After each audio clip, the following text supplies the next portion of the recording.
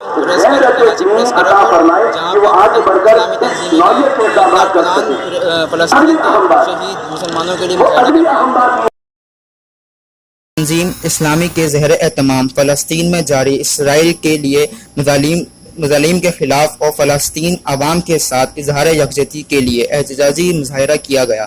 مقررین نے کہا، اسرائیل کا وجود عالم اسلام کے لیے ایک ناسور کی مانند ہے۔ ہم اسرائیل جہریت کے سامنے سینہ سپر ہونے والے فلسطینی مجاہدین کو سلام پیش کرتے ہیں۔